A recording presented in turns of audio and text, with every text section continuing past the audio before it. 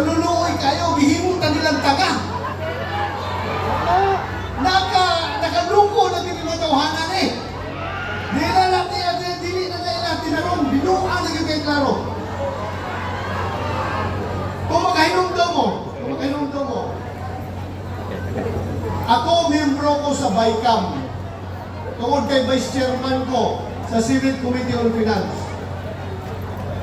Pag BICAM na mo, ang BICAM maukala ka itong ay grupo sa Senado, ay grupo sa lower house na mag-meeting para ayuson ang mga disagreeing provisions sa Senate version o sa House version. Ang una na kong gihangyo, pwede ba nga una kong upirma sa BICAM report tagay o sa kong kopya para mabasa na ko. So, mao ko'y gusto sa mga kauban. Kung sa'yo gihimo, pagkasunod na meeting na mo, wala ko kita ka-kopya, diretso na ko gipapirma. Noon na ako, anong pirma mo? Wala. Huwag ba lang makitaan kung sa'yo akong gipirmahan? Huwag ko upirma. Tungod kayong una ito nahitabo. Hi, sa... Nagduda ko. Nakatong akap. Di ba kamo? Kamo nakadawat na siguro ng akap siguro. Kabalo ko. Ang Davao City. Gibaha o akap ito panahon na. Kisa may mga politiko nga gibakapan sa administrasyon ito panahon na. Pari naghanag akap ka mo dire. Kaya balugo nga ang akap, himuon na nila na pangampanya para sa eleksyon. So ako yung gihatang. Pag-abot sa amuang sa Senado, katong ITSGAP, House General Appropriations Bill, pagpasa nila sa amua, nagsabot nila ni Senator Amy Marcos. Kaya siya man ang chairman sa DSWD budget. Dili nato, di ta mo sugod nga na ay akap niya kay binuang na, klaro kayo ng pang-vote buying ka na. So wala, hindi mo sugod. Ang ilahang dalaga version sa MUA, sa GAB, gitanggal na mo ang akap.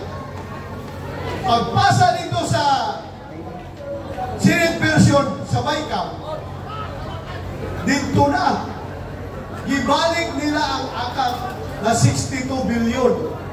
Asan na ito di pangkuha? Gikuhaan nila ang AFP Modernization Program o 10 billion. Dito lagi mo lang. Ang sakit pa, ang PhilHealth gikuha ang 60 billion para dito gamiton. So, wala na hita mo karon, yung ko, di ko kumupirma na. Ako, di mo niukarap ko. Di ko kumupirma, niulit ko. Paghuman sa BICAM, pag-abot dito sa Senado, dito na. Notification na. I-ratify na mo itong BICAM report. O notification, wag mo kumupirma. Ano mo pirma mo wala? Klaro mo kayo ng binuang, anong wag mo magkipabasa, wag ipakita. So, wag mo pirma. So, nagtuo ko, nakalusot lang, katong akap. Gibutangan lang 62 billion ang akap. Wag mo kay balo. Hinaan pa din sila. Kung kaayo nagitaguan dito sa maong gaang. Maong ka ng matingala ka. Lalong gabaha ang ghost project ng mga flood control dito sa Luzon. Nano, na dili nyo makita sa GAA. Kung saan na project ka na, flood control, makitaon sa GAA. Kaya ang GAA, General Appropriations Bill, General Appropriations Act, mao ka na ang balaod na nag-autorisar sa gobyerno na mo gastos para sa mga programa sa gobyerno. Paano sa renta mo? Dili nyo makita. Dili makita. Pero nagbaha kay gibutang nila dito sa program funds sa sagip.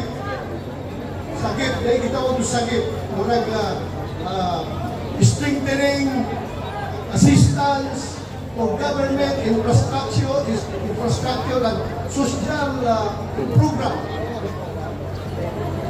Dako kay na siya na funds. Dito gibutang sa ilalong. Sa panahon ni President Duterte sa 2022, kana nasagip na pondo, ang program na. Ang program. Bot, ipasabot.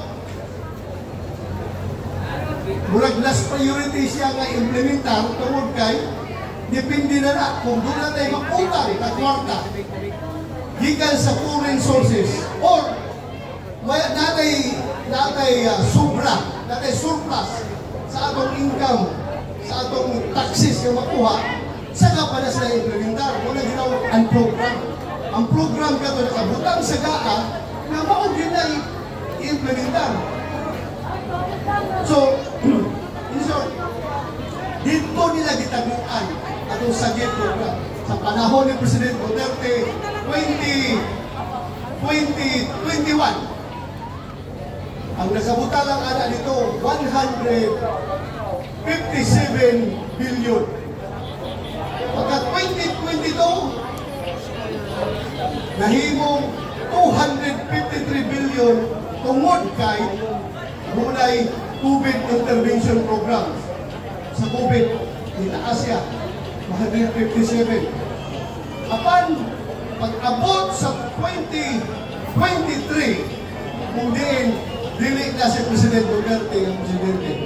Si Marcos na.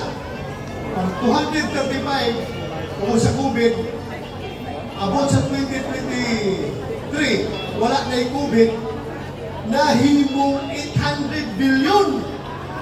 Grabe! 800 billion! Saan mo magurot ang mutahan? Pag-abot sa 2024, gibawasan na gamay, gihimong 780 plus billion.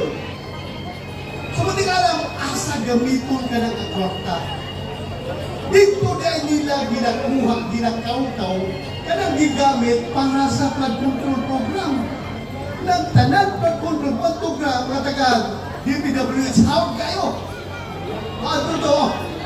Asa mo lang? Gusto ninyo, dire, mag-flood control ta. Hindi, imutang. Sige, imutang niya. Ghost project mo lagi himo. Imo rin nilang ayusan na papilis kamay. I-claim na yung ilang bayad sa land bank. Sila na magbahin-bahin. Ang bahin-bahin na nila. Una katong mga haud doon sa taas. If you can remember, isulti na kining Diskaya katong dato kayo nga pagyan kayo sakit. Sulti na siya na 25% to 30% sa maong project, pundo sa project, muadto ka na sa proponent. Ang proponent ka congressman nga iyahang ginatagaan sa 30%, may go sa iyahang ka, dili lagi ako para ni kang speaker o kang Saldico. Dito na, nagulabog dito sa investigasyon sa Blue Ribbon ang chairman si Senator Marcolita. Karon kay nakita naman nila nga murag maigo na mo gini pag maigo ang pan basi na pa sa likod din nila nga maigo. Pagkahuman ni ato pagkaugma gikudita na yun be. Gialis na yun ang Senate President si Jesus Cunero. Tanggal si Marcolita gitanggal gipulihan. Tungod kay paingon na dito ang investigasyon, maigo na sila. So mo nang i-applyan ni Senator Marcolita o kanang witness protection program kato mga Diskaya. Apan no sa ang sulti. Dili na pwede. Kay siya ang most guilty. It appears daw kasi ang most guilty. Usay most guilty nga siya ba ang mastermind nga na? Dili. dili siya musgilti. Dili siya musgilti.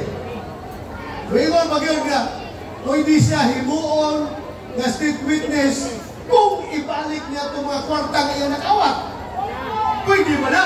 Dili ka na. Pwede, tungod kay wala ka na nakamutang sa balaod ng restitution nga ibot pasabot nga yung gikawat nga kwarta iuli nimo bago ka mag-qualify as state witness.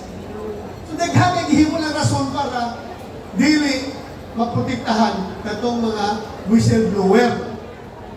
So, abot lang mga kaigsunan ko, punta. Ngunay maayong resulta kining mamahimong among investigasyon. Kami naningkamot eh. Kami sa minority. Naningkamot yun eh na dunay resulta kung mahitabo. Yaanan among gihimo na investigasyon sa Blue Ribbon Committee. Sobra na, kamo na yun. Nagpakaulan mo tungkol sa iyong magputista, nagpakaulan mo. Pero katong mga demonyo, siyempre mo magpapildi sa kasino 900 million. Ha? Magpailis ang kwarta sa kasino. Chips to cash, o cash to chips. Ihatag ang kwarta para tagagang chips sa mamnuha ka sa kasino. Kung ka ba itong more than 1 billion, 1.2 billion ba itong kantidad, nag-alistan? Grabe! Wala na gusto na mag-una nga grabe na ilang gihimo. Kung sa kita, dili ta magpabaya. Maningkamot dito, dili ta muhilong, dili ta magpaka, walay pakialam, makialam ta. Kaya kanang kwartaha, dili lang kita ang magbayad sa utang na giutang sa itong gobyerno. Kundi ang future generations mo, wala pa maanak at mga apo. Ang apo, ang mga anak na to, wala pa mo gawa sa kalibutan, wala pa mahibugso, apandunan na sa utang ng sinubang. Musa kitang talaga ron, magkahiusa ta. Natingala mo, nganong kala sila si Martin Romualdez o si Salmico. Kaya ato na kung ana nagadiklamo. Nano? Kung makagasto sila sa mga taga-ICC ng manhidere para paimbestigahan ang war on drugs, kung makapag-bribe sila o makapag-hotdog sa mga opisyal sa PNP para mubaligtad, mutistigo against kay President Duterte, unlimited ang ilahang pundo. Dito na igikan na sa mga kinawat nila sa itong kwarta sa gobyerno. Musa, kita, as I have said, ako mahangin yung ninyo, ayaw mo undang. Nangabasa naman ta, nalingog na lang ta. Diba? Kung na ito, di na ko tason. Di na ko tason. Ako, nag-auhap na po ninyo, kaunta. Sige lang, mahalag na sumok na sa ilaha. Sumok na sila kung mag-ampog yung punta kaunta. Si President Duterte, unta, nag-aasa, na ba mo kagagaho mo, piskay nga paglawas, o mahuman na unta iyang kaso, para makauli na sa Davao City, sa labing madaling panahon. Daghang salamat, maayong gabi, na anong nalang. Daghang salamat.